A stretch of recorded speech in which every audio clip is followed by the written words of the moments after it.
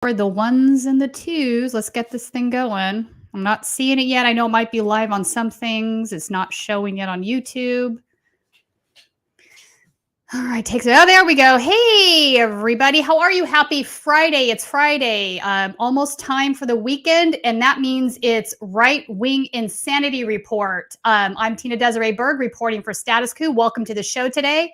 Lots to talk about, but more importantly, today it is your turn to be my guest. That means we are doing a call-in session, so please get your questions ready. Colin, why don't we put the phone number up for people so that they can get that number going? We'll start a queue, and then we'll just go through the queue. And as we're doing that, I'm going to report on the news and then take calls in between. So welcome. And yes, you're all wondering who the woke chicken is. We'll get to that. There's the number, 719-782-8871. So yeah, call in whenever and we'll take your calls.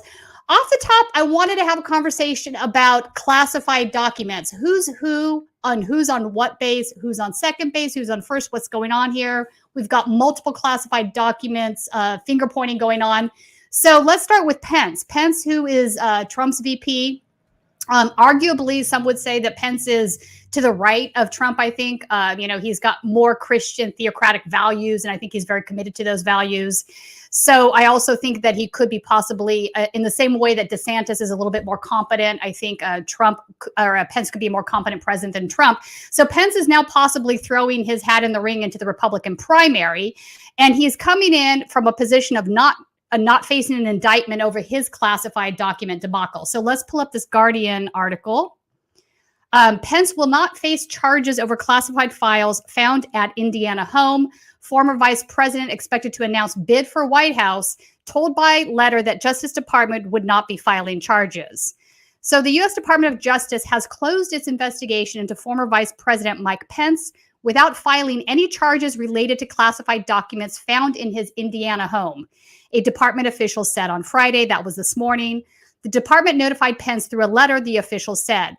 Representatives for Pence, who served under Donald Trump, did not immediately respond to requests for comment, although the Guardian confirmed the development via a source familiar with the investigation, and a Pence spokesperson told the Washington Post that Pence is pleased but not surprised that the investigation has come to an end. Pence is expected next week to jump into the increasingly crowded Republican field for president in the 2024 election, as is former New Jersey Governor Chris Christie. Trump and Florida Governor Ron DeSantis are currently the frontrunners for the nomination, despite Trump still being the subject of multiple criminal investigations and civil legal action. Though Pence was Trump's vice president during his single term, Pence has since turned against Trump in significant ways, testifying against him in front of a federal grand jury in April on the former president's efforts to overturn the 2020 election. This is absolutely not surprising, given that Pence was being targeted that day on January 6th.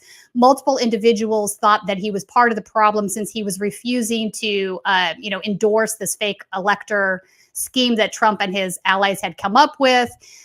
He had been hiding in one of those rooms along with several Congress folks, in fact. And, you'll remember that there was that guillotine out in front. Pence was one of the folks that they wanted to put on the guillotine. Meanwhile, Trump has said that Pence did something wrong by not standing by his lies, that the election was rigged, and that he defeated Joe Biden. After revelations of classified material found at Trump's Florida residence last year after he left office, the National Archives called on former presidents and vice presidents to make checks for any material that would be in the government's possession. So what's interesting here is this seems to be a regular occurrence at this point. I think the first time that this really overtook any sort of news cycle was when Hillary Clinton faced her charges over having classified documents, plus the server in her basement. Now it's become sort of a regular thing with these guys keeping classified documents in their homes, which is, problematic. So my question is this, what does Trump have to say about this? Well, we can answer that by going to, of course, Truth Social. Colin, let's put up this tweet, because, of course, Trump is salty about this and he's whining. Just announced that they are not going to bring charges against Mike Pence on the document hoax. That's great. Is it, though? Do you think it's great, Trump? But when am I going to be fully exonerated? I'm at least as innocent as he is. And what about Joe Biden, who is hiding at least 1,850 boxes and some located in Chinatown, D.C.? when will the witch hunt against Trump stop? So, of course, he's making himself the victim of the witch hunt in perpetuity. And he's now saying that Biden has multiple classified documents at some location in Chinatown. And in fact, we have audio of him talking about this too. Let's put up, Colin, if we can, the CNN. No, not the CNN one. The Biden classified boxes are in Chinatown video for a second. If we can. I have the right to declassify as president. He's got 1,850 boxes that he doesn't want anyone to see. He had 7 or 8 boxes in Chinatown in Washington, D.C., where nobody even speaks English in Chinatown. Chinatown is it's in favor of China. And he has boxes. Okay, so of course he had to throw a racism in there too. It's not just that these boxes are in Chinatown. It's that, if they're in Chinatown, they are, against the American government. They're pro-China, blah, blah, blah. Typical rhetoric that we've come to, hear in the past and we'll hear again in the future from Donald Trump. So I'm not sure if that's true or not. I have not heard much more about this. The only person I've heard this from is Trump. So who knows what that's based on. So let's go now to CNN gets audio of Trump talking about classified documents. This is different, obviously, than that clip we just played. This is supposed to be some leaked audio from a meeting that happened. All right, so let me pull this up. Attorneys for Donald Trump turned over material in mid-March in response to a federal subpoena related to a classified U.S. military document described by the former president on tape in 2021, but were unable to find the document itself, 2 sources have told CNN. Prosecutors issued a subpoena shortly after asking a Trump aide before a federal grand jury about the audio recording of a July 2021 meeting at Trump's golf course in Bedminster, New Jersey. On the recording, Trump acknowledges he held onto a classified Pentagon document about a potential attack on Iran. Prosecutors sought any and all documents and materials related to Mark Milley, Trump's chairman of the Joint Chiefs of Staff in Iran, including maps or invasion plans, the sources say. A similar subpoena was sent to at least one other attendee of the meeting, another source has told CNN. The sources say prosecutors made clear to Trump's attorneys after issuing the subpoena that they specifically wanted the Iran document he talked about on tape, as well as any material referencing classified information like meeting notes, audio recordings, or copies of the document that may still be in Trump's possession. The fact that Trump's team was unable to produce the document underscores the challenges the government has faced in trying to recover classified material that Trump took when he left the White House and in understanding the movement of government records that Trump kept. Over the course of the Justice Department's investigation, prosecutors have expressed skepticism that all classified documents had been returned. The federal government recovered dozens of documents with classified markings from Trump at various points throughout 2022. The special counsel's office complained late last year to a federal judge that they couldn't be sure Trump had turned over all the documents with classified markings in his possession, even after the FBI search of Mar-a-Lago last August, CNN previously reported. The dispute resulted in several sealed court proceedings where the prosecutor sought to hold Trump in contempt, but the judge declined at the time, and Trump's team hired 2 people to search his properties. The Justice Department declined to comment. It is unclear if the government already possesses a copy of this Iran document from the boxes Trump's legal team returned to the National Archives last year or recovered in a subsequent FBI search. All right, so where is this Iran document? What is on this Iran document? That remains to be seen. We did get, there was a tweet I wanted to put up that is a response from Trump's attorneys on this. That's Hugo Lowell reporting on this. So this is what he got. Trump legal team says they didn't find a classified doc on Iran, but was that because A, it got returned to NARA, that's the National Archives, B, it got seized by the FBI. Could it be in those boxes? Who knows? Or C, it didn't exist and Trump lied about having such a doc on the tape. He just wanted Meadows to trash Miley. So C, I think, is given Trump's history and who he is as a person, I think C is entirely plausible. These responses are very on brand for Donald Trump and his team. It's nothing shocking there. So we will see what comes of that. Colin, on that note, time to take a call. If we have some calls yet? Anyone? Not yet. I'll Not yet. put this up again here. You guys can call either at 719-782-8871 Or if you want to just do it on your computer or something like that, you can go to callinstudio.com/show/statuscoup. Oh, you can do this And on the internet. Okay. oh, and we got someone coming Oh, in good. right now. So See, there you go. Is it Tony? this is Daniel from Chicago. Hey, Daniel. Can you hear us? Or actually, give me one moment.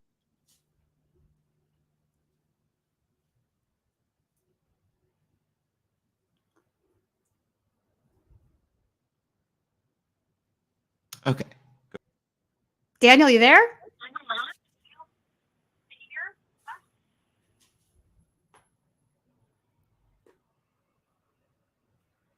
Did we lose Daniel?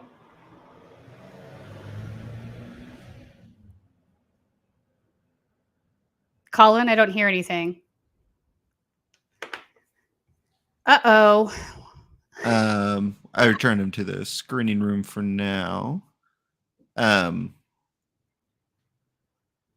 If you come back, put in chat, Daniel, if you come back, and we'll put you back in the... Did we lose him? Here. He's still here. Just let's try it again.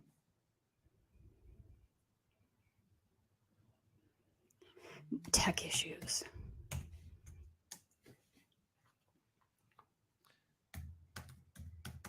Okay. Brought Daniel back in again. Okay. Daniel, can you hear me?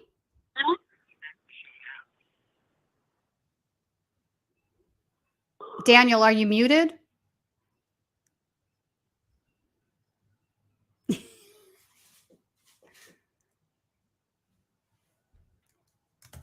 We'll wait for a little bit or for someone else here. Well, I don't understand. Where can you not hear us? Is he muted? What's going on? Might just have stepped away for a minute. Oh, he's not. Okay. So he called in and stepped away? Yeah, just not answering at the moment. Okay, then. All right. So let's take a look now at a new report from Jordan Green, who covers right-wing extremism for Raw Story. I wanted to highlight the story for a couple of reasons. Number one, it's really disturbing that we're at this place where we have these regular, hang on, is this like, oh no, they've now put it behind the paywall. Shit. All right, let me go back. Hold on, folks.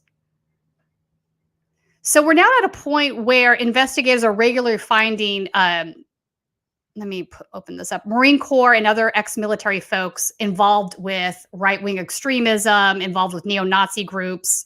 This has become a regular thing. And the reason that this is the case is that oftentimes these groups try to recruit from that pool because they want folks that are trained by the military, that are trained in this area, because these are the kinds of guys that they're going to need when Rohingya comes, which is the racial holy war, right? So these guys are committed to this idea. I know that probably sounds crazy if you're not in their world, but this is something that we've seen for a couple decades now. It's the merging of, I would say, post Waco, post Timothy McVeigh, the merging of right-wing militia groups with these neo-Nazi groups, and that convergence and conflation seems to be carrying on.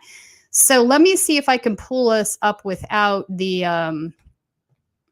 paywall. Any new calls though? Did Daniel come back? Is that a no? Oh, Daniel came back. Yeah. Oh, he did. All right. Let me put this on sidebar till we can get this without the... Daniel, are you there?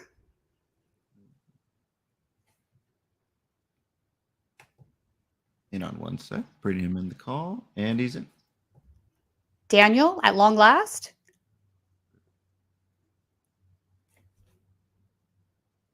Colin, he's not there.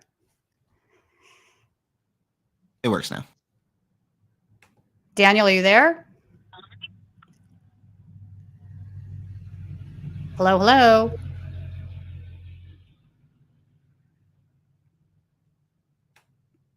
He's not there. Okay, let's go back to the neo-Nazi and maybe we can... Left the room, yeah. Not sure. He left the room? He might I be don't having know. some issues on his end, yeah. Oh, he might be having some internet issues maybe. Okay, so A neo-Nazi Marine Corps veteran jailed for allegedly plotting to attack the power grid and commit acts of racial terror stands accused by the government of possessing classified Defense Department materials on a computer drive at the time of his arrest, Raw Story has exclusively learned. The nature of the classified materials found on Jordan Duncan's hard drive upon his arrest in Idaho in October of 2020 is unclear. The government has not described the contents of the materials, which were found amid a tranche of documents about chemicals and bomb making, or provided any explanation about how Duncan allegedly attained them. We're guessing it's because of his military status, though. But the revelation about apparent classified materials in the possession of Duncan, as alleged by the government in a court filing, adds an explosive new dimension to the federal case against him as the nation's defense apparatus continues to reel from a separate classified document leak allegedly committed by a National Guard airman. It also comes amid previously reported details of Duncan's role in an alleged neo-Nazi plot to target power substations and carry out a campaign of racial violence. Duncan's background as a Russian linguist trained by the Marine Corps in electronic communications raises the provocative question, yet unanswered, about whether he passed on classified information to a foreign government or otherwise used it to harm the United States by advancing an agenda to promote social discord and undermine democracy. Following Duncan's arrest in October 2020, authorities executed a search warrant on his apartment in Boise and seized an external hard drive. 3 months later, in January 2021, a federal prosecutor informed a judge that investigators uncovered what appeared to be classified material. According to details in court documents reviewed by Raw Story that have not been previously reported on. Court filings made by the defense, Court filings made by defense counsel earlier this year specified that the materials described by the government as being potentially classified were discovered on the external hard drive seized from Duncan's apartment. Concerns surrounding the security of classified Defense Department documents have been magnified recently with the disclosure that Jack Teixeira, a Massachusetts National Guard airman, shared sensitive military documents about the war in Ukraine on the Discord messaging platform while harboring fantasies about carrying out mass shootings and, like Duncan, envisioning a race war, an imagined armed conflict in which the belligerents are determined by skin color. So this is very much sounding like Turner Diaries territory here, right? So we've talked about the Turner Diaries on the show before. This is basically a neo-Nazi book that was written decades ago. It's really poorly written it was written under a ghost name. But the first we were really sort of had our attention brought to this was when Tim McVeigh was down in Waco, Texas. He was handing them out to people there, but some of the things that he was also sharing were neo-Nazi pamphlets and flyers. So he was very much dialed into this group. Of course, then he went on to do the Oklahoma City bombing. But the Turner Diaries since then has been part of neo-Nazi subculture. You'll see people reference it in their Telegram chat rooms and whatnot. Day of the Rope, which has become sort of a thing that these folks say. That is also from the Turner Diaries. That is what happens at the end of the race war when the white nationalists win the war. They basically put everybody that they consider a degenerate at the end of the rope. So this is gay folks, trans folks, Jewish folks, black folks, brown folks, anybody that they don't consider to be, part of their master race gets day of the rope. So these folks really do want and believe in a race war. They believe that's the only way that they're going to ever get their, white nationalist country. And they're very much militarized in this area. So troubling that we're seeing more of this, but it's not anything new. Theft of government records. The story goes on.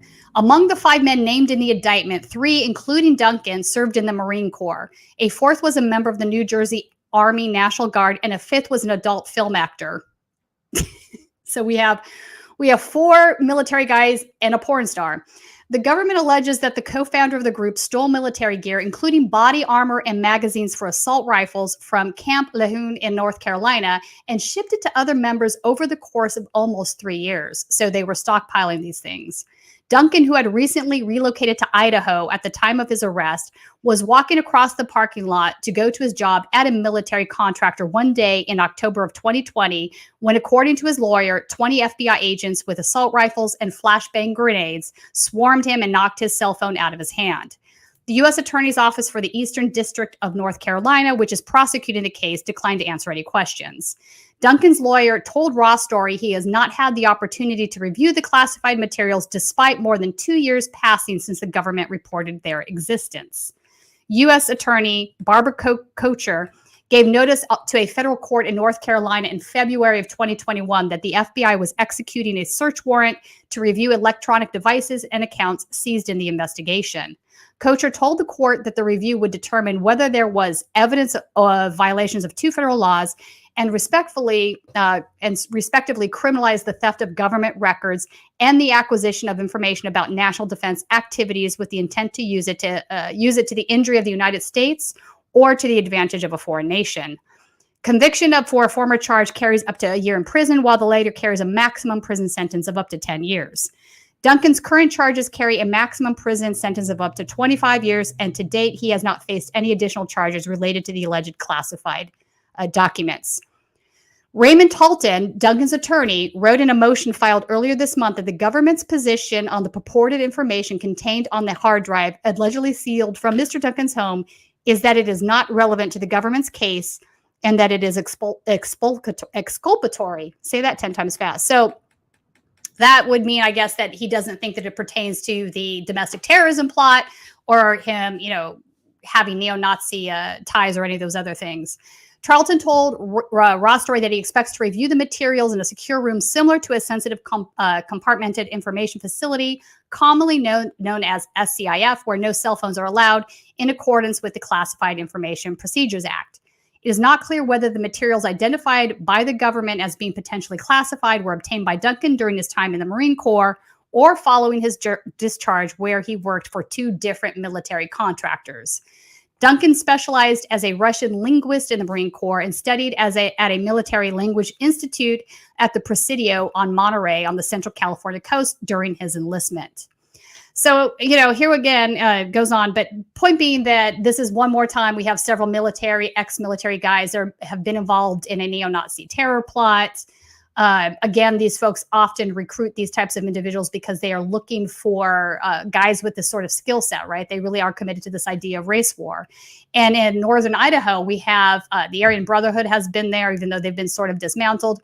But that has always been sort of a hot spot where these guys, live, congregate, train, and, share knowledge with each other. So this is just one more example.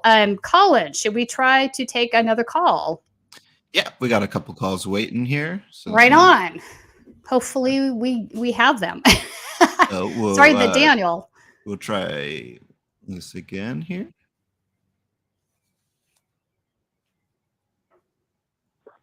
Hello? Hello.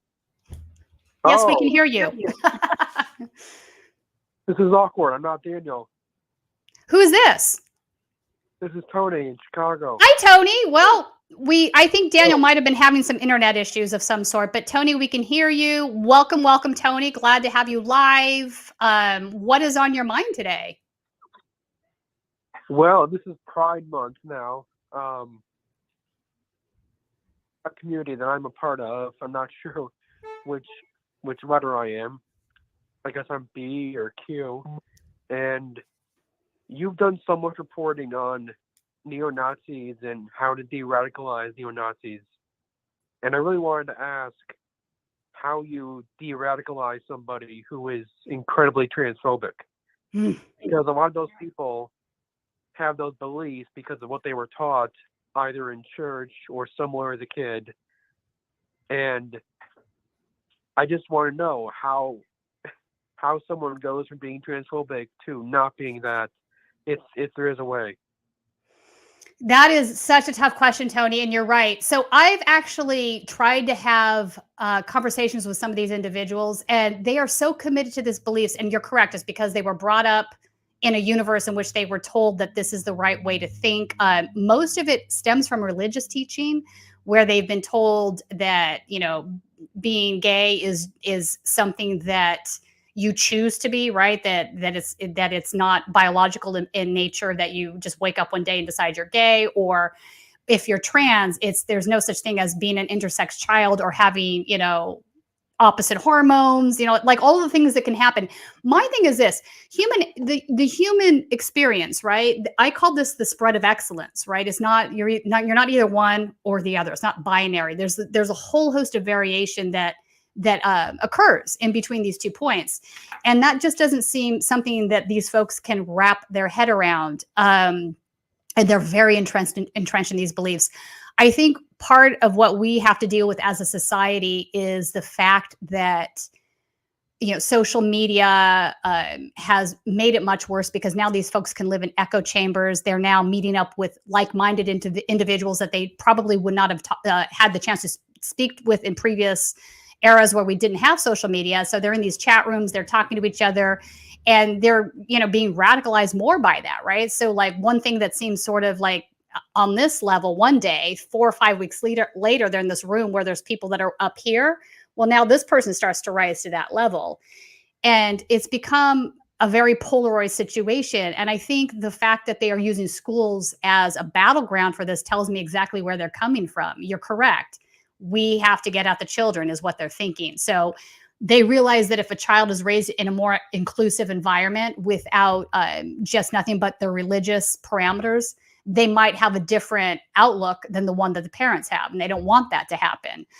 I think it's a wedge issue. And they're using it as a wedge issue. They're using it to, meaning that when I say wedge issue, I'm saying they're using it to like pull people over to more extreme positions, like red pilling.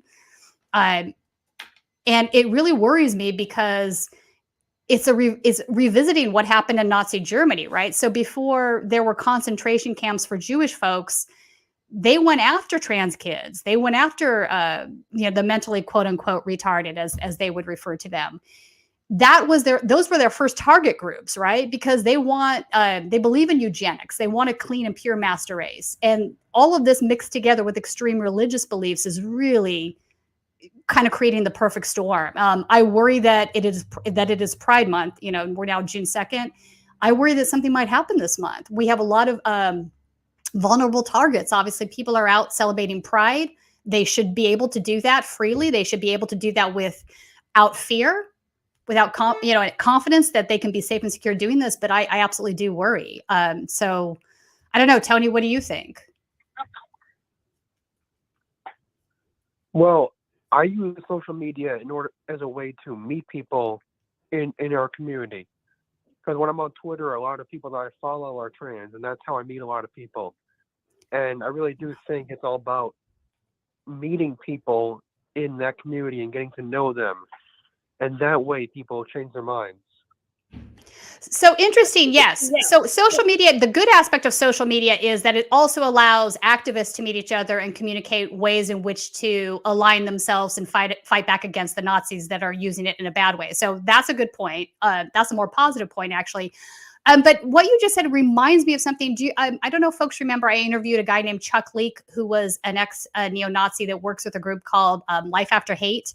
He is one of the individuals that does de-radicalization. His child is trans.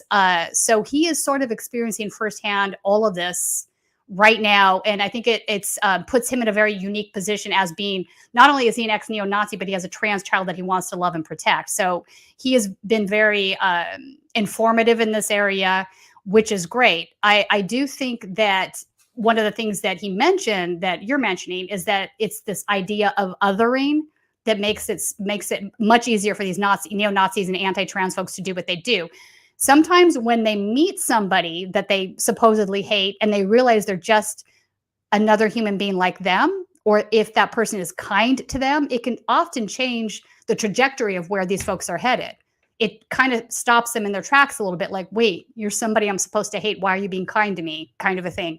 So I do think that's part of it.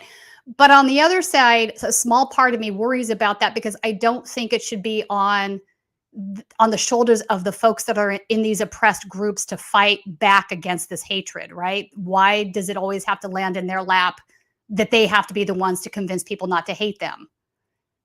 So I have mixed feelings on that. Have you noticed anything in the mainstream media where newspapers or websites will like whitewash what Ron DeSantis is doing and Greg Abbott, and will claim that it's not as bad as it really is. Yes. I think they do that with regularity. I don't know that if it's malicious or not. I think in some instances it is, but I think in others it's just that they're just not aware. They're not spending time out on the streets, so they don't see the anger and the hatred firsthand. So they're kind of like insular in their ivory tower kind of a feeling. So I think maybe they still believe that this is just some really minimal fringe group that's doing this stuff, when it's increasingly larger groups that are becoming more radicalized. I don't, I mean, and here's the other thing: it doesn't take a majority for them to be causing chaos or wreaking havoc or doing, harmful, hurtful things, right? It's a small group of like 10% of the population would be able to sway an election to elect a fascist, right? So it doesn't take 50%. It doesn't take a plurality. It just takes a large enough group to tip the scales. So I do think the media has to look at their complicit part in this, right? For example, NBC just did this series 2 weeks ago that was sort of normalizing neo-Nazis. I don't know if anybody saw it. If you did, don't go check it out. It's really terrible. Instead of reporting on, what these guys are doing, I mean, I think we should report on this stuff. I think people do need to be aware of what these guys are saying and doing. They were sort of trying to normalize them and say like, hey, let's go to the grocery store with the Nazi and see, look, they buy oranges too. It's like, no, NBC, that's not the kind of reporting that needs to be done on this. Normalizing these guys and pretending like they're not, a very dangerous problem isn't helpful. You're just being complicit in making things worse in the country. So media really needs to take a look at how we report on these things. If you don't report on right-wing extremism and you have to do a story on Nazis or Proud Boys or something, reach out to one of your colleagues, right, that does report in this area, that does understand what's going on. I don't think reporting requires giving equal time to both sides, or to pretend as if the other side is as equal as the people that they're oppressing. That's just ridiculous to me. What it requires is a commitment to veracity, right, to truth. And sometimes truth is uncomfortable. So it's complicated, but it is a problem. Yeah, and I love the interviews I've seen on this channel where you and Jordan just talk to queer people and just let them talk. Yeah. Right. So Tony, isn't that wild? Like maybe half the time, maybe just giving folks a voice to express their opinions is enough. I mean, I do think that the work we do helps to make people less afraid of what they've been told. If they've never had a trans friend, they hear one of our interviews with trans individuals. They're like, oh, really? What? Okay. They're just another human being. I didn't know that. Like, wait, intersex, that's a thing? Or wait, what happened to you when you were 5 years old? Like, it just, you start to realize that they're human beings and they're just trying to live their life. They don't want to live lives in which they're constantly being hated upon or which they're constantly being attacked. They're good people. They're not, they're not some sort of sideshow that these right-wingers want to make them out to be. And it's really frustrating for me that this became a thing in the past year. Like they've really latched onto this issue and they're running with it, and it's becoming more alarming to me, because it started out as just being like, we don't want trans folks in bathroom areas, to what it is today, where it's just full-blown anti homophobic rhetoric. I mean, it's exploding. The bathroom stuff is insane, and I thought that had ended about 7 years ago, and then it just came back. Yeah, I didn't see this. Tony, I'll be frank with you. I did not see this coming. I thought, I knew that there were things out there, but I thought that the anti-Semitic stuff would grow in nature more so than the trans stuff did. And really, in some ways, the opposite is true at this point. It's just, and I think it's because they can use it as a wedge issue, right? There might be some, meaning like they're going to use it to red pill people, right? The TERFs, for example, most TERFs don't consider themselves to be right-wingers, let alone neo-Nazis, right? Most of them consider themselves to be liberals. Many of them consider themselves to be old school feminists fighting for women's rights stuff, right? But here they are in agreement on an issue with literal Nazis. So a lot of the folks that want to bring people to their side, they use these wedge issues. I'd say trans is a wedge issue. I would say In many ways, we've seen anti-vaccines become a wedge issue because the original anti-vaxxers were the wealthy, liberal lefties, like in Santa Monica, California, that didn't want to, get their kids vaccinated because of Andrew Wake's misleading study that he lied about on autism, right? So it's wild how some of these things have morphed into to the opposite side, but it's definitely happening and it's something of concern. Yeah, I can't stand the anti-vaxxers or the anti-trans idiots. I've had to block a number of people on Twitter, including one called Rittenhouse. Yeah, it's turned into a thing. It's really unfortunate. Culture, and some people can frame it and say that this is a culture war issue. The elites are using the culture wars to divide us. I do think that is true. Yes. There's a reason we've talked about dark money on the show multiple times. There's a reason Koch brothers are funding some of these, groups. It's because they do want to be able to extract more wealth. And if they create these culture wars, they're able to do that. But I would also say true at the same time as it's absolutely very dangerous to ignore it and just brush it off as that's all it is, because it's not that all it is. There are truly victims, absolute victims of what's happening out there. And we need to have concern for that. I think, we were just talking about, I was just reporting on Jordan Green's new reporting in Raw Story. This is becoming more commonplace. I mean, in the last month, we've had a guy up in Porterville that just got out of jail. He had been serving 2 years for having 100 pounds worth of bomb making material. He was making pipe bombs with a Nazi flag. We have the story we talked about earlier. We had in Central California, the group of neo-Nazis that were making pipe bombs and throwing them under the cars of brown and black people. We've had multiple synagogues broken into. In Florida, we've had power grid issues in North Carolina. So, I mean, this stuff is definitely increasing. And to pretend that it's nothing more than a culture war that's meant to distract us, I don't think is entirely sincere at this point. I think that would be a privileged position, honestly, because there are real victims here. Did you know about this trans lawmaker in Montana who they tried to get censured off of their committee? Yeah, they won't let her speak. I mean, number one, bravo that she was able to get elected in Montana. That gives me hope. I think that's a positive. So clearly there's enough people that live there that voted for her. She got that position. I believe she's a she, right? Am I correct on that? Yeah, she's still, I think, a part of the Congress there. Yeah. She's not backing down. Yeah. So this is great, right? So Montana has a lot of, this is the home of Richard Spencer, Whitefish, Montana, right? So for folks that don't know, that's his mother, I believe, still lives there. So there are a lot of right-wing extremists in Montana as well. Not as much as Idaho, but they definitely exist. But it gives me hope that there's also this thing happening. It's terrible that they're trying to prevent her from talking. They are basically not allowing her to do the job that she was elected to office to do. She's there to speak for her constituents. And every time they silence her, they are silencing that entire district and all the constituents that voted for her. That's messed up. But the fact that she was elected tells me that that's a good thing. It gives me hope. Maybe, part of me thinks maybe this is the death rattle of white supremacy, right? Maybe sometimes when they realize that there's more people that are against them that are for them, it kind of emboldens the ones that are left, and the ones that were sort of, on the edge there, teetering, like not really with them, not really against them. I think they have some points.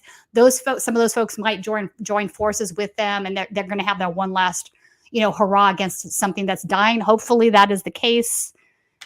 Maybe, 15 years, we won't have any Nazis on the planet. That would be awesome. I don't know. Do we even have 15 years with climate change? But hard to say. Yeah, it's amazing to see her not backing down. And and she is now engaged to another trans woman, which is awesome. Oh, that is awesome. I didn't know that. That's great. Yeah, I follow them both on Twitter. I just hope that we see more of that in this country. More, queer people running for Congress. Yeah. Yeah, because again, that's part of the thing you were talking about earlier, right? Sometimes when folks are just exposed to seeing or meeting or talking with individuals in these marginalized groups, they realize that oh, what am I afraid of? Because oftentimes fear of the unknown is what drives, some of the hate, I think. One of the things that Chuck Leek mentioned was, which this is profound and will always be profound to me, how he became de-radicalized initially is he fell in love with a Jewish girl. I mean, that would bolt you right out of being a Nazi, wouldn't it? And he realized that I love this girl. Why? What am I doing? So sometimes that's all it takes, which is good. Yeah. Tony, do you have anything planned for Pride? I'm not sure about that yet. I'm hoping I can go with the parade. Yeah. So we have the West Hollywood one, I believe, is coming up on second week of June. So I will definitely be covering that. Everybody out there, if you're going to a Pride event, just keep your eyes peeled, have a good time, but also, be aware of your surroundings. I think that's just safe. Oh yeah, it's definitely a worrisome thing. Right on, Tony. Any other comments? Well, I would just love to see more interviews with trans youth and queer youth on the channel. Yeah, I agree. Especially since it's Pride Month. We are looking to bring more of those voices on the channel this month for sure. That's awesome. Right on. Tony, thank you so much. You I know are one of our longtime listeners. I love chatting with you on Twitter. It was great to actually have a phone conversation with you live. Thanks for calling in, and we'll talk soon. All right, thank you. I'll be at the next Zoom call. All right, on. Members call. Yes, that's right. That reminds me, members call. So, folks, if you are not a Status Coup member, consider joining. For $5 a month, you support our journalism. We do a lot of in-the-field reporting. We've been in East Palestine recently. Obviously, we broke a lot of the Flint, Michigan stuff, Jacksonville. I was just down in Atlanta a couple months ago, and I'll be going back to Atlanta at the end of the month to cover Cop City. So, but all of these things cost money. So please consider supporting our work. We are obviously corporate free. You can join either by joining here on the channel on YouTube or going to our member page at StatusCoup.com. All right. Who else we got there, Colin? Next up, we got Ariana. Mariana. Hey. Hey, how are you? I'm good. How are you? Good. Can you hear us okay? Yeah, absolutely. So what I wanted to ask you about was how we can get involved in terms of protests and stuff, because I personally am going to have more free time while also having money. And I really want to get involved some way. And I'm just not sure the best way to do it, especially with my social anxiety. I can be really shy, so I don't know if you know anything about that. A little bit. A lot of the activists that we interview, talk to, that are really good sources for me about events and what's coming up, are organizing on social media. I would have said Twitter previously, but that's sort of changing right now. I'm guessing Mastodon or Blue Sky will probably be the next thing on that. But I would, if I were you, look at the areas that are of interest to you, right? Is it trans rights? Is it Black Lives Matter? Is it doing mutual aid? I think there's a big call for mutual aid. In a lot of areas where you have rabid income inequality, mutual aid is the only thing providing, any sort of help to folks that have been just, marginalized. I know here in Los Angeles, I've been making some donations to a group that does mutual aid for unhoused folks. And it's shocking how many of these individuals are working full-time jobs and they're living in tents because they can't afford the rent. I mean, that's poverty wars. That's sort of where we're at. So I would just try to network with folks, get online, use some of the hashtags of some of the areas that you have interest in, right? Whether it's BLM, trans life. If you go to those hashtags, you'll often see some of the leader activists talking about whatever it is that they're doing. They'll have links to groups where they organize or plan events. And then just start going to some of those events locally by you, and you're going to make friends there, right? Every time you go, you're going to meet new people, some great new people, and they'll be happy to start informing you of things that are coming up. And I think also on a positive side, it's a way to, be involved in the community and not to feel isolated. I think, post COVID, even now, a lot of us have still been a little bit isolated, and we're missing that sort of human contact, right? And if you can find folks that have like-minded goals, it's a positive experience. And I think we all benefit from that. I know I do. Yeah, that's a great point, because I really do want to make more connections with people. And I think doing it for a cause that I really care about is probably the best way. Yeah, it makes you feel better. And so not only you're making new friends, but you're feeling better about yourself because you're involved with something that's bringing you joy and is edifying, that's making the world a better place, not a worse place. I think for me sometimes, especially with the stuff that I cover, I often feel like, God, man, is just the world such a dark, horrible place? Like, what is happening? And you need to get away from that for a moment, right? Just to breathe. And sometimes when I go to protests or rallies for things that are positive, I'm like, oh God, this makes me feel so much better about the world. It's not all about, dark, heavy stuff. So it's really important that we all in every space make contact with like-minded individuals that sort of edify the more positive things in life. Yeah. And I'm in Philly, and it's probably one of the best places to meet people because it's a big city. Yeah. There's a robust activism network there. Yeah, I bet. So that makes it kind of easier for me. But I do think it's really relieving to be around people that agree with you and also really care. Yeah. So it's just a nice relief as well. Indeed, I agree. So good luck with that. And also let me mention, if there's anybody in the chat that is in the Philadelphia area that might know some activists there, drop in some links or some names of groups that you can get in contact with. Maybe let's just start that networking right now. All right. Thanks for calling in. We appreciate your time. Yeah, thanks. All right, Colin, we have more, I think. Yep, we got another right here. I'll add in right now. I love doing call-in. Okay, he's in. Hello, hello. Hello. Hello. Can you hear me, girl? I can hear you. Okay. Hello. All right. I had a crap load of trouble calling in tonight. And Is this Daniel? While I was listening, you kept reverberating through space and time. Oh, that's weird. I don't know what was fault. happening.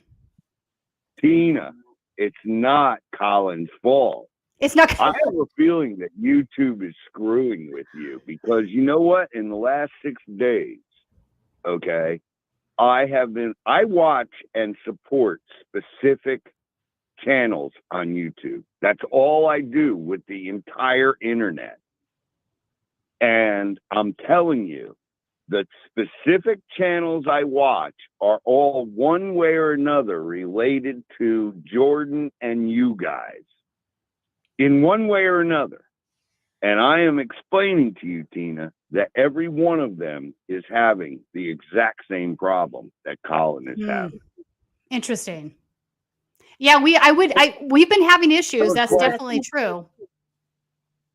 Well, I have a question for you. How do you and Jordan and Colin actually stay sane with the bullshit that you put up with every single day? Jordan puts up with trying to tell the truth about what's going on in America. You put up with the truth about why is fascism rising in America. And Colin has to figure out how the hell to make all this shit work. Honestly, Colin has the hardest job. That is a really good question. Some days I don't feel sane, to be honest with you. What kind of baffles me is, the publication, The Atlantic. I'm sure everybody knows The Atlantic. I had an argument with one of their writers a couple of weeks ago, and it sort of encapsulates for me the problem here. This Here, guy. What? I think he's talking still. Oh, I can't hear her. Uh-oh, did we lose Hello? him? Oh, there you are. Now I hear you again. I'm sorry. Oh, okay. Well, I'm listening to you. I'm not talking. Oh, okay. I thought it Okay, had my stopped. bad. I didn't know. All right. No, Colin, not your bad. It's better that than the other. We lose folks. But so anyway, this guy from The Atlantic, I get in this Twitter kind of dispute with him, and he completely called me an idiot, and a few other names, and said that I was beyond stupid for trying to make the case that fascism always increases in times of income inequality, that there was no historical evidence for that being true, and that was just completely stupid hogwash, and blah blah blah. Meanwhile, I'm like, is this guy just gaslighting me? Like, I don't think that this. That's exactly why Hitler did what he did. Hitler Yes. did not start out to be the evil on Right. planet Earth. Right. He saw a problem. He tried to fix the problem. The problem is, by fixing it, he became all powerful. Very radicalized. And Yeah. that shit screws with the human mind.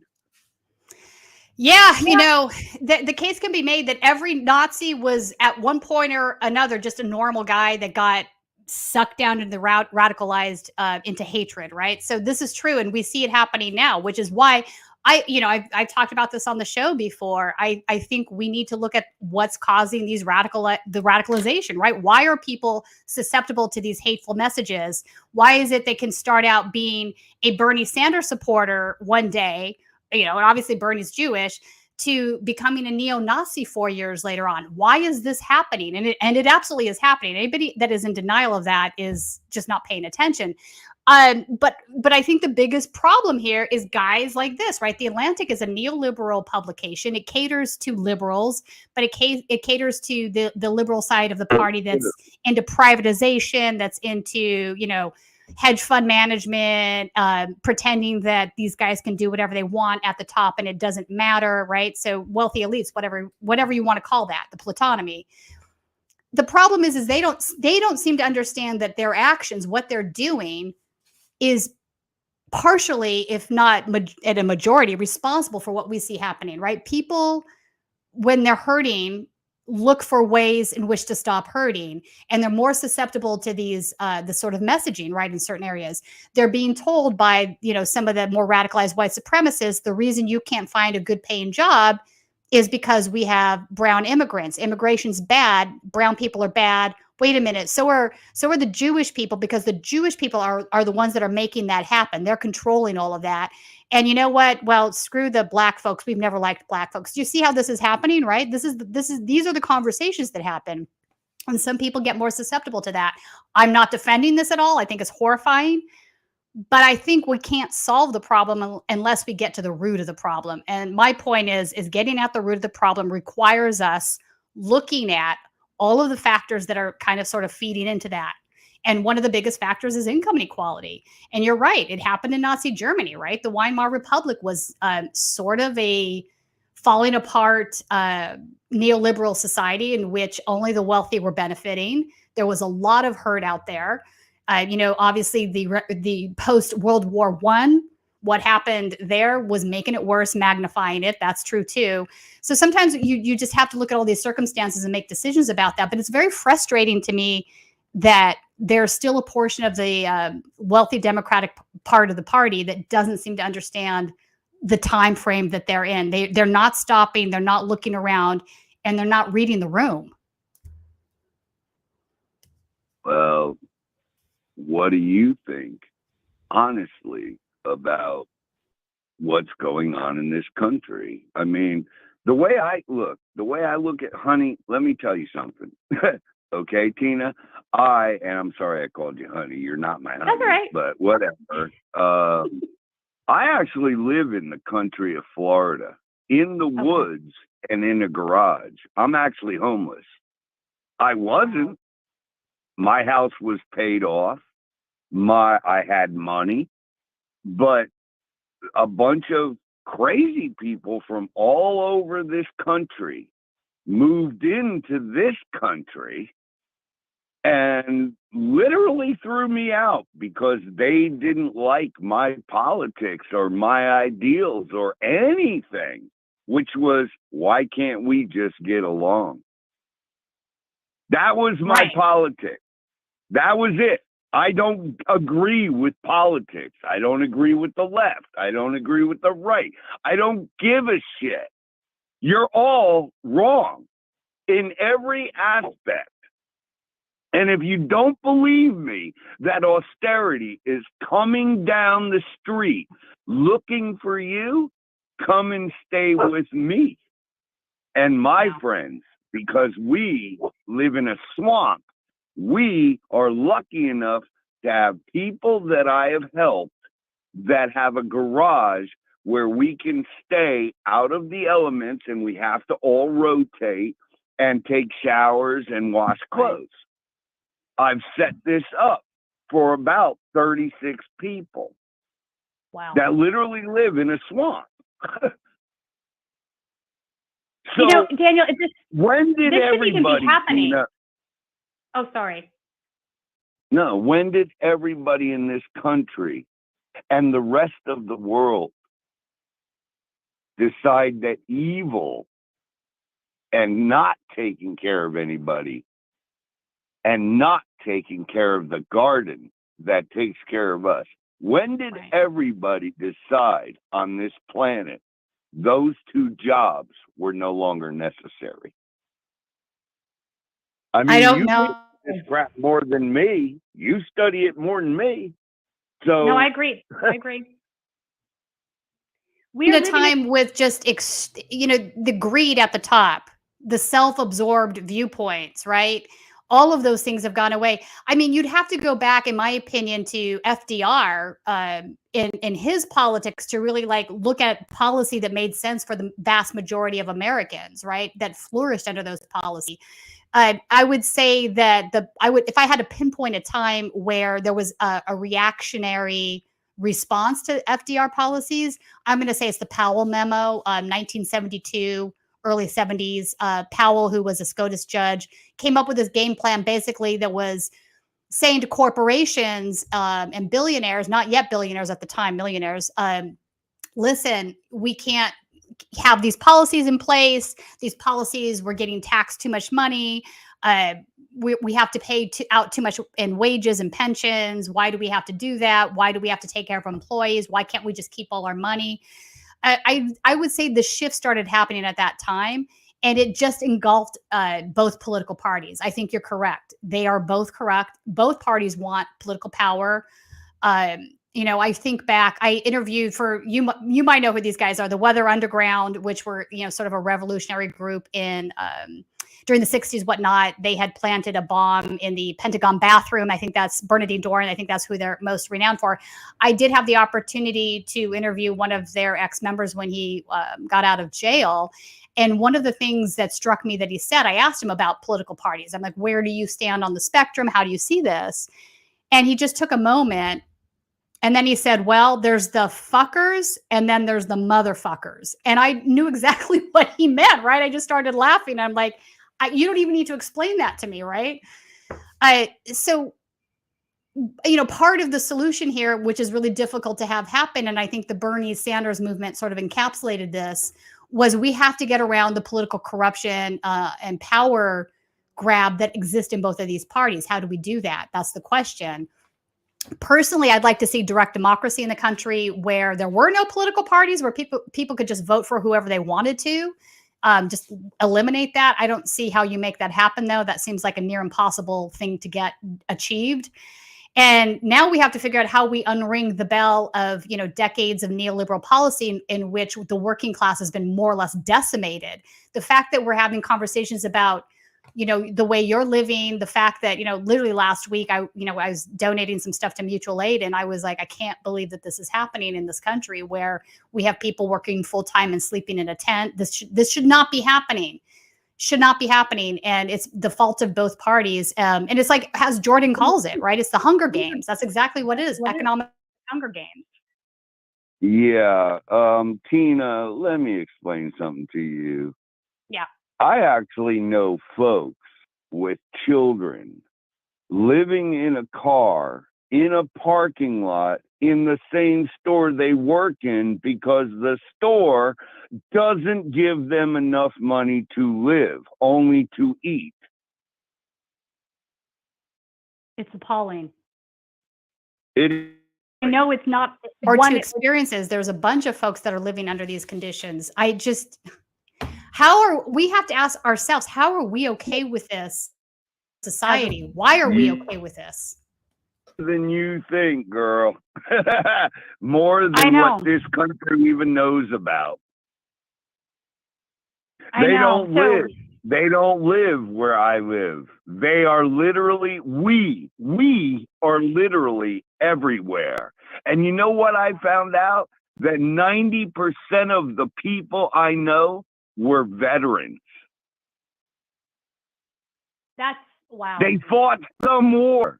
They had their legs shot. They had their back shot.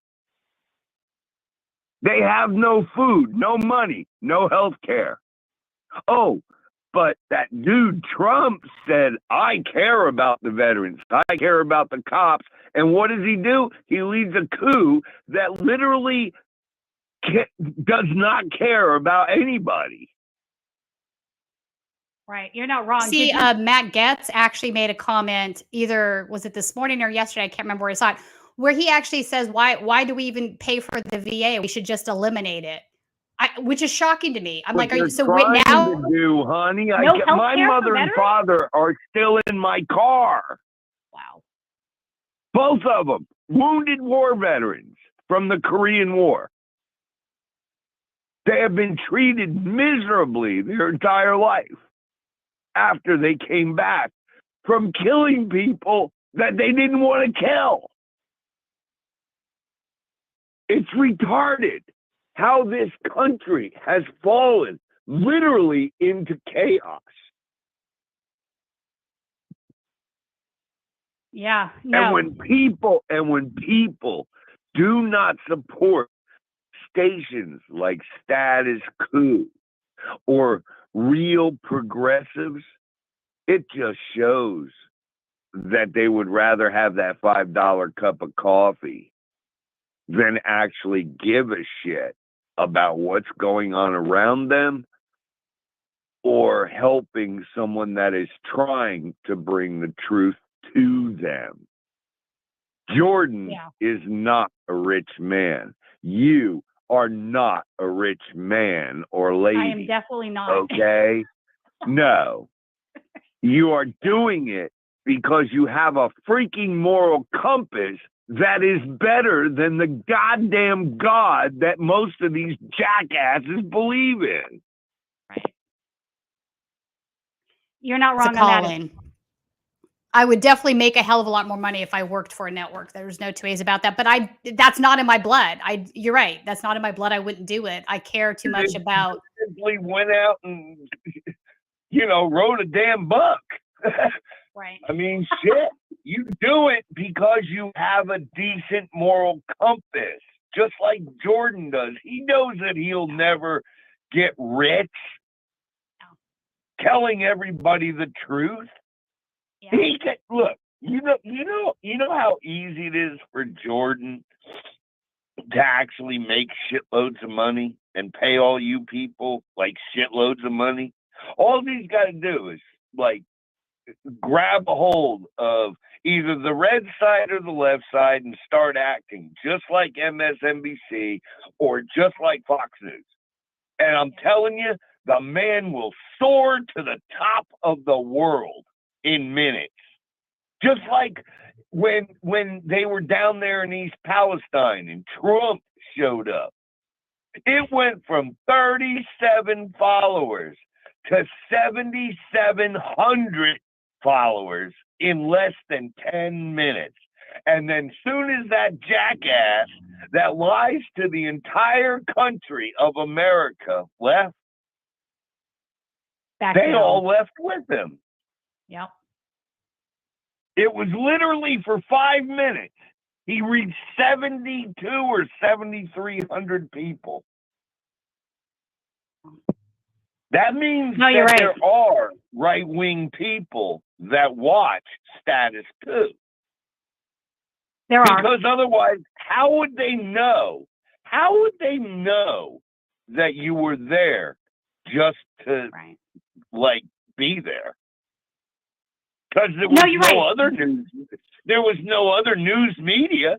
So that means that somewhere in your group, okay, of people who watch you, there are 7,000 people that knew that Trump was coming on Status Coup when there was not one media, not Fox, not MSNBC, not CNN. Nope. The dude showed up, Status Coup caught it with Lou, and that's it. That's it. He came, he left, you caught it, and then they left with him. That means that they're actually there. They're actually watching what you are saying, because how else would they know? They do. We do have right audience members, and I encourage that, and I'll tell you why.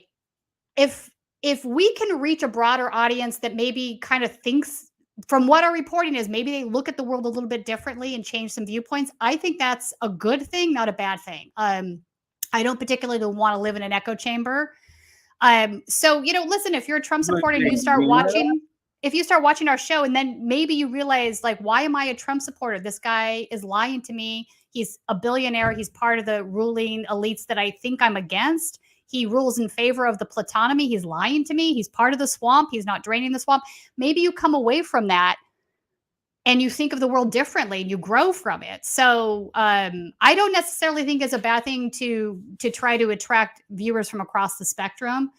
I do think, sometimes, obviously we report a lot on both parties, but we do report on the corruption in the Democratic Party. And there is a lot of folks that want to hear about that stuff.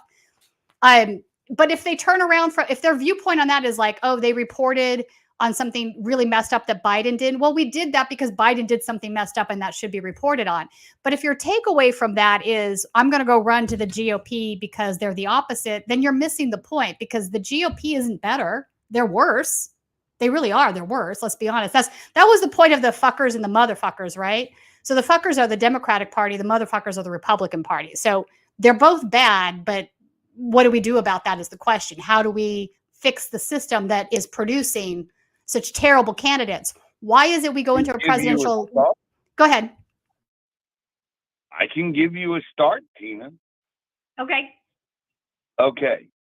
Everybody simply stop voting for the GOP. I'm not saying that the Democratic Party is any better. Just simply stop voting for the GOP and fire everyone that believes in the GOP. Then, once we do that, we can move to the next step. We can get rid of all these Democratic neoliberal fools. Yeah. Then, what's left? A bunch of socialists, a bunch of intelligent people, and a bunch of green people. Yeah. They are considerably better parties for the people than the Democrats or the Republicans. Yeah. Yeah, I agree. We need more than two parties. The two-party system is not serving the American public. I think that's pretty clear to everybody. God, but they do everything to stay in power, everything that they can, right? Whether it's putting their thumb on the scale during their primaries, go down the list. We don't need to rehash all those things. We're all pretty aware of what those things are. We have to figure it out, though, right? As a country, we have to figure it out. I do think a positive thing right now is the reawakening, I would say, the reawakening of the labor movement. I think unions going on strike. I think people coming out. Be careful what you say. They call that woke. They call that. They don't know what the word means. And by the way, they don't. I was watching something on Telltale Fireside. That dude is like out to get every religious cult on this planet. Okay. So I was watching him, and it's like, I was like, holy shit, man. It's like Tina should talk to this dude. And What's his name? Jordan. It's Telltale Fireside Chat. He actually knows why what you talk about, your right-wing insanity shit, he actually knows where it comes from and why it's happening in America. The dude he knows what cults are. He actually belonged to one. He was forced into one, but it's called the Jehovah's Witnesses. He left. He's an apostate. He doesn't deal with that shit. But he goes out of his fucking way to tell the rest of the planet, this is what these people are saying. Are you sure you want to believe in them? Yeah. I like I this. have to look him up and see if we can get him as a guest on the show. So wait, before we go any further, because you brought up woke, I want to do, so Right Wing Insanity Roundup, as you know, is something we do every week. It's when I curate some of the crazy things out there in the world. I want to do one with you, if you'll allow me. Colin, can you play the woke chicken video? So I'm grieving. It's lunchtime. I'm here with Aubrey, and we really wanted some Chick-fil-A, but because they decided to hire a diversity, equity, and inclusion corporate position, and also bow down to the woke lords because of their ESG scores, and also I found out, do you know this? Their chicken is funded by BlackRock and Vanguard. Are you kidding? Yeah, their farms. They use Tyson and this other farm. BlackRock and Vanguard funded chicken. Chick-fil-A, you are no longer the Lord's chicken. You're actually the woke chicken, and I'm really upset about it as a Christian woman.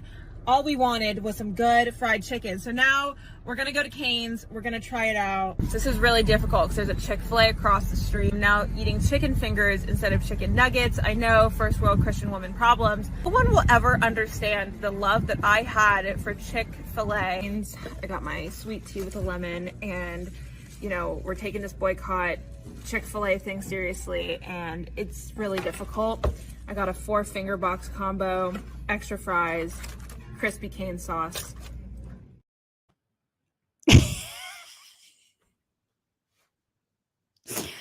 I just don't even know what to say. Woke chicken. First, wait, my favorite thing was when she said it's first world Christian woman problems. Did we lose our calling guest? Daniel, are you there? Oh, I wanted your reaction on this, and he's gone. Colin, is he still in the weight room? Hello, Tina. Oh, there you are. Okay, you are there. What is your reaction to that? Listen, I'm humorous. Oh, it's humorous. Okay? I don't know who Daniel is. Oh, I thought you were Daniel from the start of the show that we couldn't get on. Oh, humorous. Oh.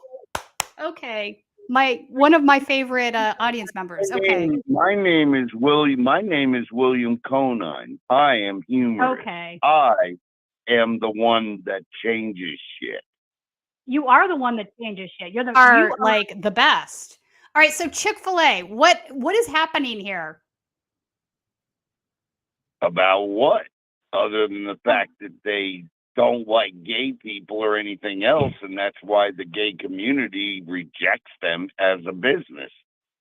Right, except now Chick didn't get the message on Chick-fil-A, right? She's saying it's no longer the Lord's chicken because they have an exclusion person that works for the company. Like, so DEI, this is something that these guys are now using in replace of, I think, CTR. So it's somebody that's working in and being inclusive. Like, what's happening here? I doubt that the family has changed their viewpoint. I'm probably going out on a limb here to say that they're probably still homophobic. But now this is turning, these guys are so extreme that they're turning against Chick-fil-A, right? Like, are you kidding me? Would you like to know, Tina, why you actually are able to do the right-wing insanity report? I mean, like, from the roots of why you can do it. No, tell me. All right. Jordan's channel literally tries to tell the truth. And he relies on people to tell that truth. If those people are lying, Jordan cannot be held responsible for what they're lying about. But he really does try to bring the people's thoughts to the top. And that is why you work for him. So, That's true. why does all of this shit happen in our country? Seriously, have you ever really actually thought? See, I don't have much time in my life except for everything. I live in the fucking woods, and I have a lucky enough past that people allow me to do what I do in their homes. Okay? So I have tons of time to actually listen to you all, figure it all out, and I meet people that you've never met. I've lived with them. I've suffered with them. And I'm telling you, the reason our country is falling into bullshit and disarray is because of religion and mammon. All these religious assholes do is do exactly the opposite of what their book says to do. Yeah. That makes them worship mammon over their God. And the reason they want slavery and they want misogyny and they want all that is because that is in the Old Testament. I can't believe nobody sees what is actually happening in America. America is literally converting back 40,000 years to the Old Testament. Yeah. No, Christian. We do not want the Old Testament. That God is an evil piece of shit. Okay? If you're going to do anything, listen more to the New Testament. Right. But please, give up this old shit. It's absolutely freaking retarded. It's literally destroying our country. And believing in money, mammon, and worshiping it, it will be the downfall of the entire world.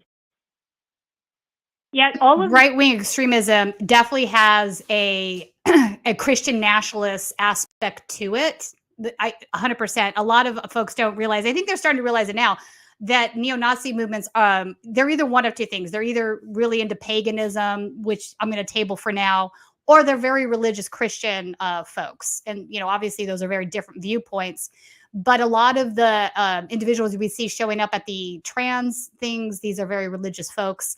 And they do have a distorted worldview, and it's extreme. They want, you know, they're outwardly saying, we don't want to live in a democracy. We want our religion to be law. There's no difference between them and the Taliban in Afghanistan. The only difference is their choice of religion. Yet they have a problem with Islamic extremists, right? I'm like, do they not see that they are the flip side of that? So I do think it's, I think you're right on that. I can't dispute that point at all. So do we, I think we need to. Tina, there is very few points that I make that can actually be disputed. And if someone disputes them, I can prove what I say. I think that's probably true in my experience. What else you got? We need to move on to another video if you want to do one more video with me. Well, what do you want to do? I'm not good at videos. I'm not good at videos, and I'm not really good at talking to people. I'm just not. I'm not a nice person in the way everybody thinks. I'm actually a bitter, freaking old man because austerity destroyed my entire life. Well, that's fair. So I'm actually a bitter old man that believes in truth and what you people do. So what do you want me to do for you? and I will help right. you any way I can. If I feel uncomfortable, I won't do it. All right, fair. I want to play.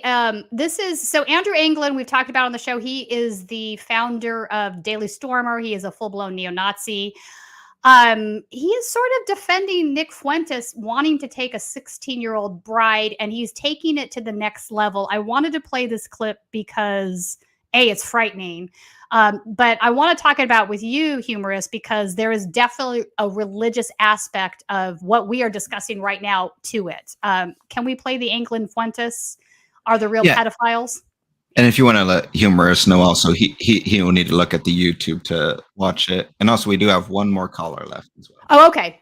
Then we'll go to the next caller. Okay. We're not surprised at Satan manifesting his desire to kill. Nick made these comments about a 16-year-old woman and 16-year-old wife, that he wants a 16-year-old wife. And I think that's normal. That's fair enough, obviously. But we really need to shoot lower than that. I don't think you need to wait till the girl's 16. I think you should have forced child marriage is what I support. Forced child marriage. You can ask the girl if she likes a guy or whatever, and you can take that into account in your decision making, but the girl should be forcibly married. Obviously, I'm not promoting quote unquote pedophilia, which is a term that gets thrown around, which, I mean, it's really a practice of homosexuals, but gets thrown around at people who talk about so-called underage girls. But the appropriate time to have sex is after the first menstruation. That's when the marriage should be consummated.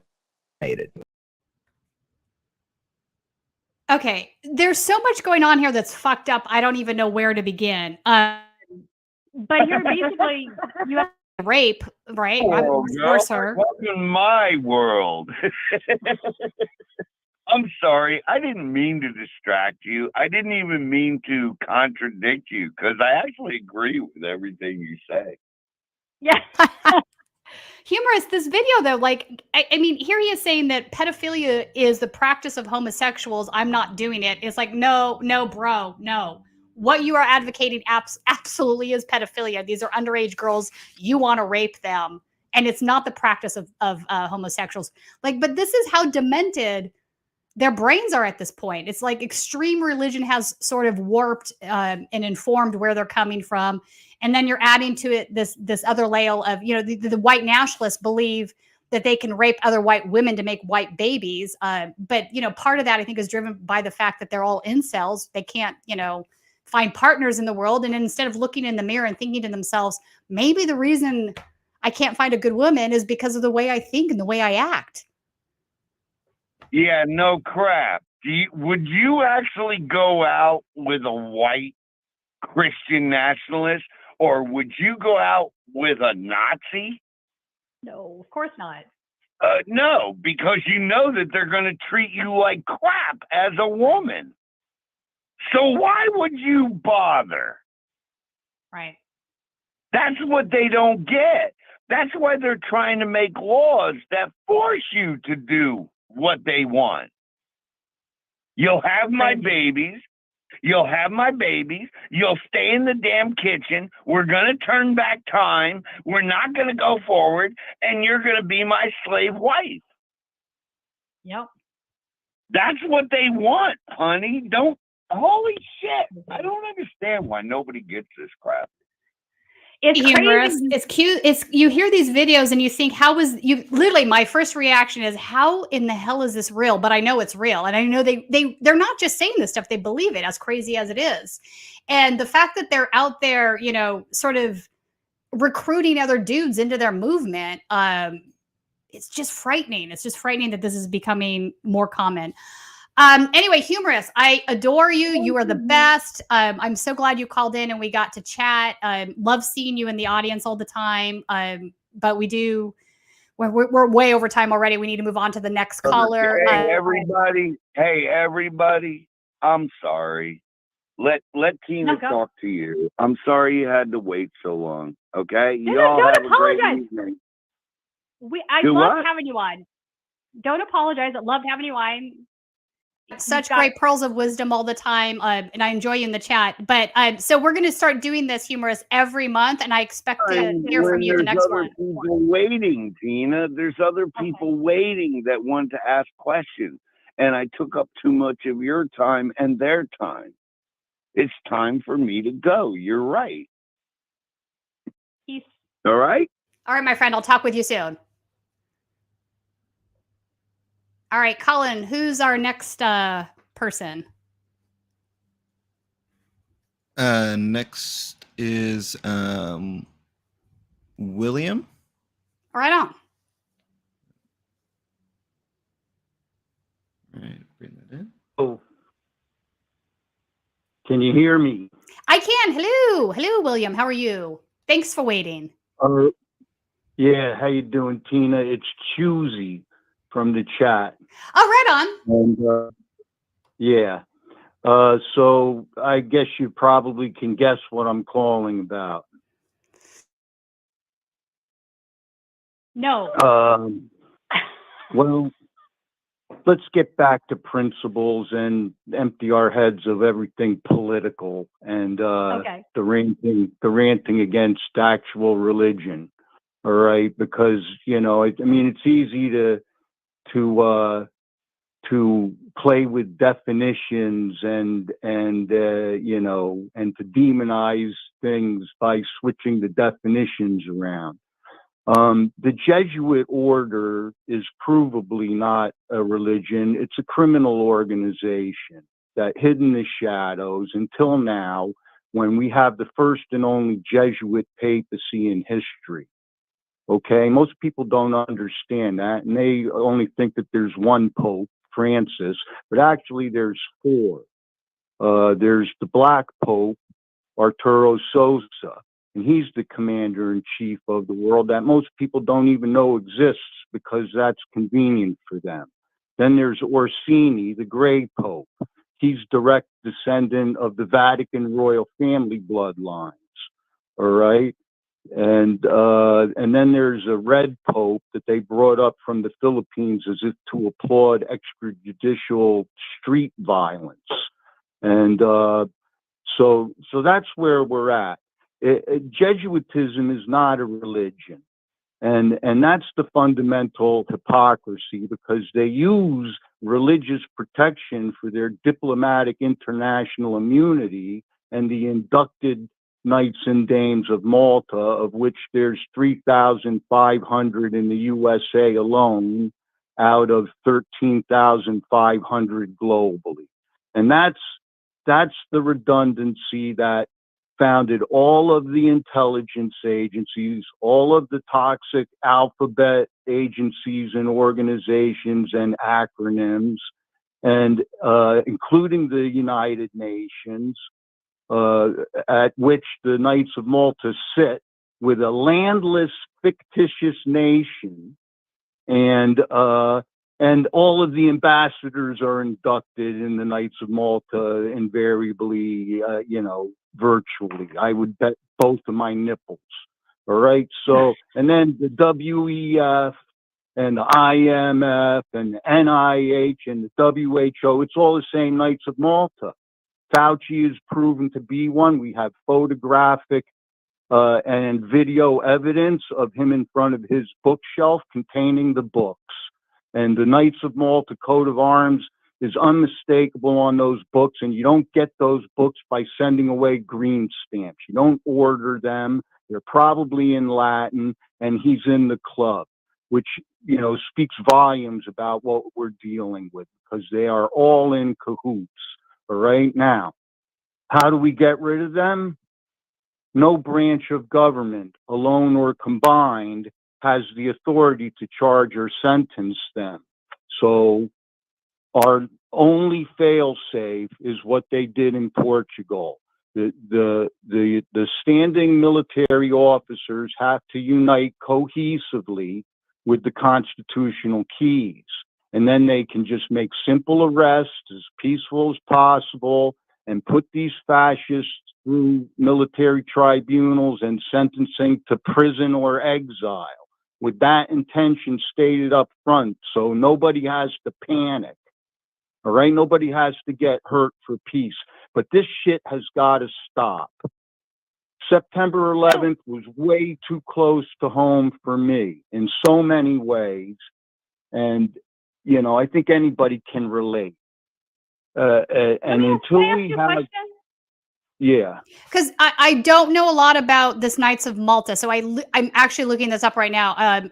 So this is and I'm assuming other people don't know much about this either. This is the Sovereign Military Order of Malta, or Modern Catholic Military Order, and apparently Reuters has an article saying that the Pope dissolved them. It's a lie that they're Catholic. It's a lie that they're Catholic. That's an outright lie. And a lot of the videos on YouTube assert that they're a Catholic organization, but that's a lie. That's a smokescreen. They're diverse. And once you're inducted by invitation only into that organization, whatever religion you were, doesn't matter, because you're a Satanist then. They are waging war, both foreign and domestic war, on innocents. And they're ultra well informed inside traders, because they founded all of the intelligence agencies to support their own nefarious inside trading and warmongering on innocents. You see how it works? I actually don't, because I don't know anything about this. This is all fresh stuff. Yeah, I've never been exposed to. Yeah. Then there's the Jesuit blood oath that was entered into our Library of Congress in 1913, uncoincidentally the year of the Federal Reserve founding. All right, for intimidation purposes. It's a horrible oath. There's nothing worse. And then Albert Pike's letter to Mazzini, which divulges the Jesuits' World War III and end of times Armageddon plan. And it's all about obstructing justice. There's nothing honorable about it. All right. And let me just cap with this. September 11th is the key to all of this. All right. Because as I discovered, September 11th, 3 BC is the actual birth date of Jesus. And they've hidden it. Rome has hidden it, just like they've rewritten all of the major religious texts. And but they've hidden it because they're Antichrist. Read the Jesuit blood oath. You can see it screams Antichrist. And so they've hidden his birthday, and then they defiled it. And in ritualized fashion, with the groundbreaking on the Pentagon building, September 11th, 1941, and the Chilean coup of September 11th, 1973, planned by the CIA. And you know the rest of the September 11th bullshit. All right. And, you know, by the all or nothing rule, Tina, we have to stop with the tunnel vision, day by day tunnel vision, piece by piece, feeling powerless bullshit, because we aren't confused or powerless anymore. And we need to occupy and expose these Knights of Malta. There's no less than 4 North American headquarters. There's one in Ottawa, uncoincidentally, New York City, Washington, D.C., and Oakland, California. I was furious with the Action for Assange people that they couldn't find their way to the Knights of Malta headquarters.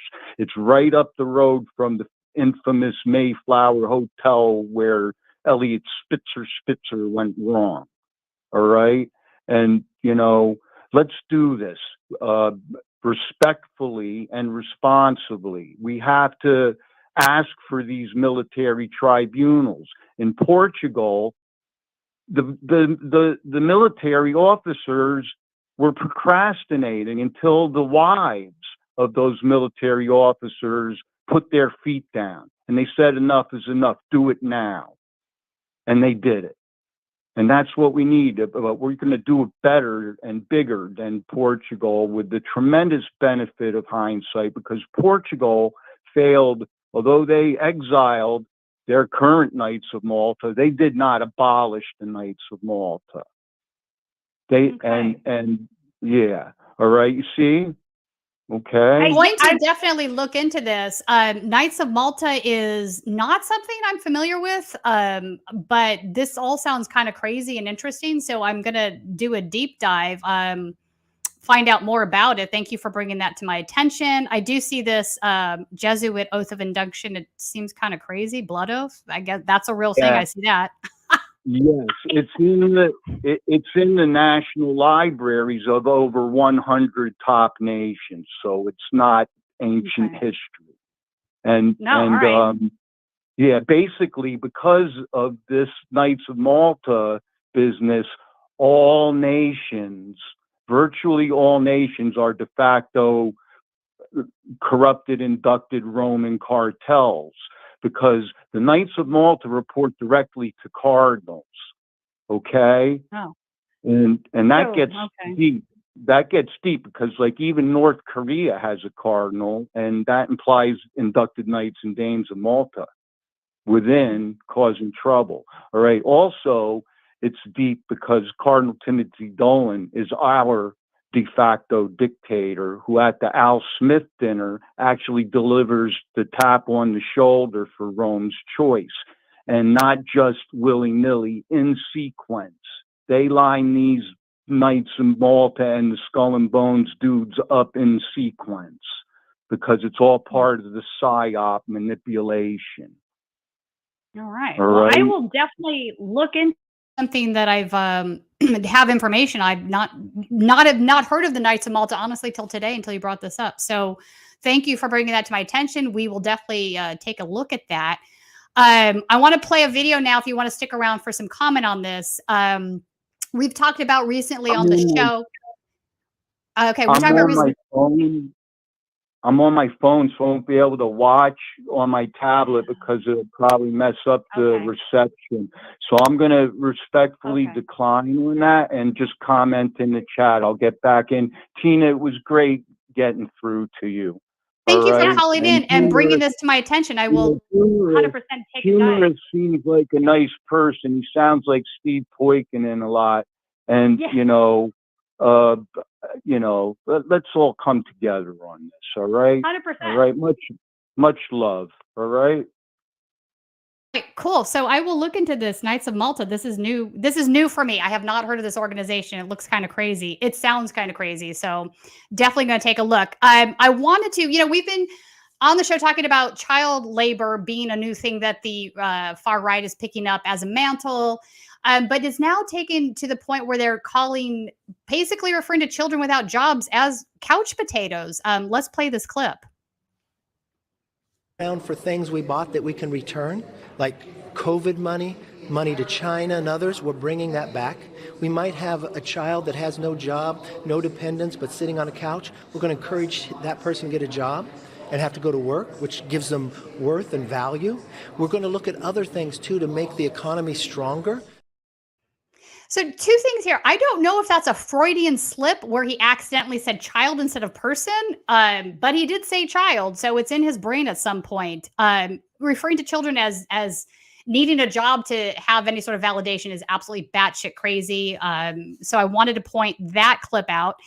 And then I wanted to play one from QAnon this week. Every week we have to make sure we keep tabs on that. So we have no democracy in the world, not just the United States, not because we have corrupt corporations or a plutonomy that's, controlling our Congress and not wanting democracy or any of the things we normally discuss political corruption wise, but because they're all pedophiles. Let's play that clip.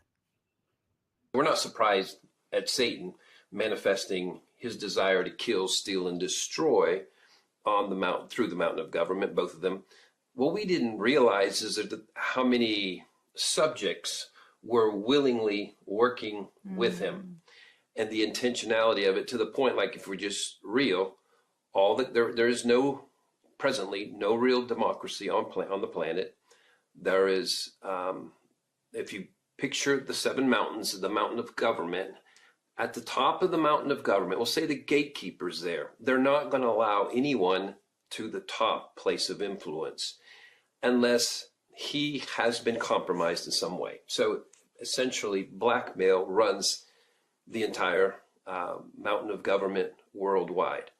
And you can blackmail in several ways. The blackmail of choice for any really important position all across the planet, we found, this is the part that was surprising, not that it was blackmail, but that the blackmail of choice, they don't feel like they have secured the person in blackmail unless it's pedophilia. And so that being the reality was a surprise. Not that it didn't exist some, but that it was really, that was the calling card. That's what allowed you in. So we know, having interacted with government people for many years, we hear about bribes, threats and bribes have always been a part of the picture, but then those compromise that kind of way. And so it's created. Just to make sure you're not saying what I know you're not saying, but are you saying that every person who's been in a leadership position in government has been compromised in this way of pedophilia? Not every, of course, but it's not, yeah.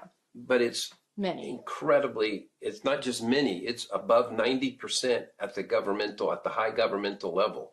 This in recent years. In our nation or in all nations? All nations. Okay, so this guy is so close. He's so close to getting it. Oftentimes with these individuals, they actually have a seed of truth at the base of what they're saying before they go to crazy land, right? So yes, bribery, corruption, I'm all ears. You're correct. That is rampant in our government, et cetera, et cetera, et cetera. But then when you get to the point where you're saying over 90% of them, it's because they're pedophiles. No, that's just crazy. That's not true. So again, but this is what they talk about all the time. Like we're all controlled by a cabal of Satanist pedophiles, right? That's what they're getting at.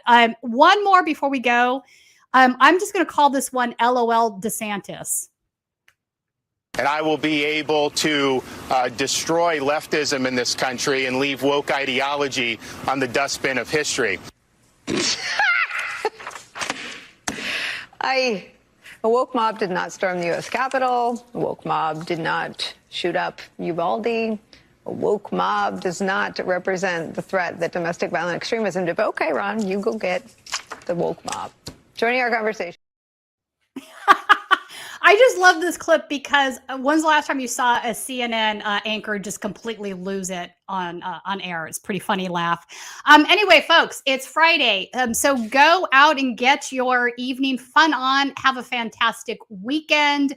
Enjoy your free space. Hook up with some great people and sort of rehabilitate yourselves, right? We can't always stay in our dark spaces. We have a long fight ahead of us. Thanks for tuning in today. And thanks for those of us that called in. My guests, really appreciate your time. It's always interesting to have more voices, and we're happy to give a microphone to those voices. So have a great week.